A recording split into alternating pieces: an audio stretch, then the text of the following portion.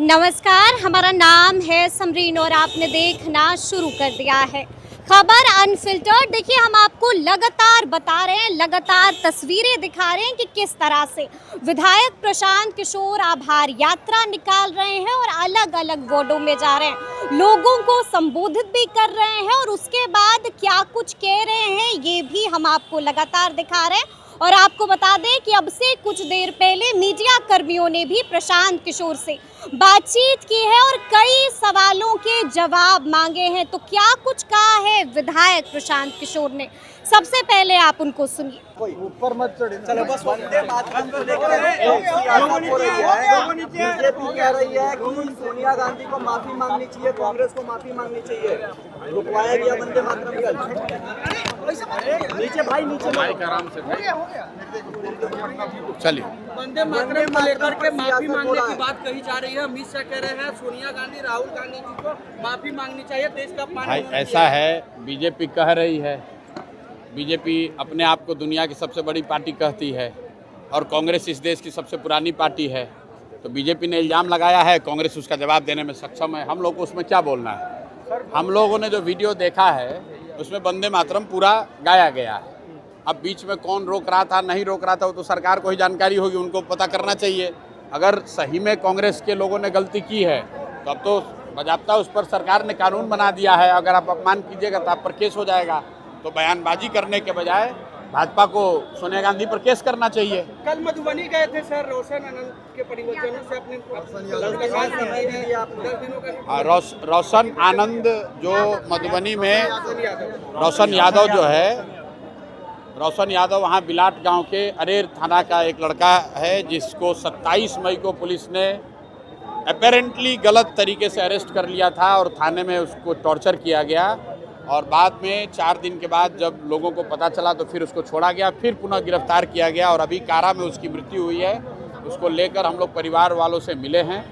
सिर्फ परिवार से ही नहीं मिले हैं, उस घटना की जांच के लिए कल परिवार के साथियों के साथ, परिवार के लोगों के साथ वहाँ के एसएसपी से भी मिले, जिन्होंने ये आश्वस्त किया है कि 10 दिन के अंदर दोषी पदाधिकारियों पर जांचोपरांत कार्रवाई की जाएगी।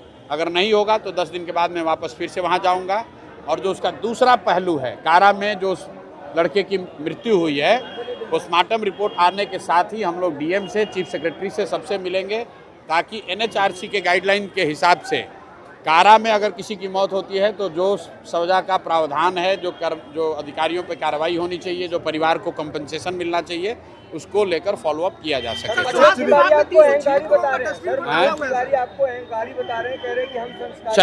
चलिए ठीक। अब मनोज तिवारी से हमको सर्टिफिकेट लेने की ज़रूरत नहीं है। मनोज तिवारी को मैं फिर से यही कहूँगा कि आप वस्तुतः गाना गाने वाले व्यक्ति हैं, गाना गाइए। भाजपा के सहयोग से अगर आप एमपी हैं तो जिस क्षेत्र में एमपी हैं वहाँ पर जाकर काम कीजिए। बिहार में आकर फालतू का राजनीति करने की कोशिश मत कीजिए। बिहार के लोगों ने आपको न स्वीकार किया है, ना आगे कभी करेंगे। गिरिराज सिंह आपको कह एस्ट्रोलॉजर है क्या, जो हमें समझाएंगे बुझाएंगे? गिरिराज सिंह जी पर भी जो हमने कहना था कह दिया। अब गिरिराज सिंह जी अगर कुछ कहेंगे तो उसका जवाब दिया जाएगा। शिक्षक और अभ्यर्थी बैठे हुए हैं, क्या मिलने जाएंगे? अब मेरी जानकारी में है कुछ वहाँ पर पीएचडी के छात्र हैं जो बहुत दिनों से आमरण अनशन पर हैं और कुछ दूसरे अभ्यर्थी भी बैठे हुए हैं, हमारी जानकारी में है। अभी मैं गया नहीं हूँ, जरूरत होगी तो जाएंगे।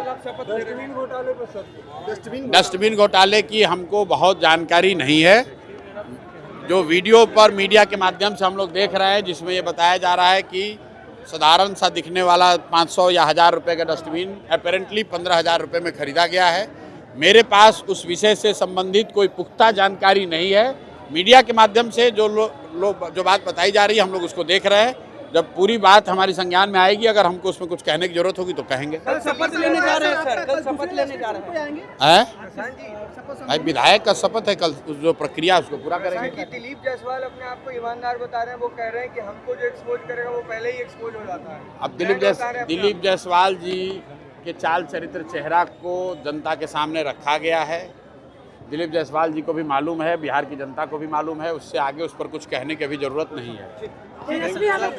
तो सुना आपने कि यहाँ पर क्या कुछ हुआ था। आपने सुना है कि प्रशांत किशोर के सामने क्या कुछ सवाल रखा गया था। आपने सुना कि यहाँ पर जिक्र गिरिराज सिंह का भी हुआ था, जिक्र मनोज तिवारी का भी हुआ था, जिक्र हुआ था उन अभ्यर्थियों का जो पटना के गर्दनी बाग में लगातार बैठे हुए हैं। तो क्या कुछ जवाब दिया है प्रशांत किशोर ने, वो आप सुन चुके हैं। तो अब देखना होगा कि आगे आगे क्या कुछ होता है।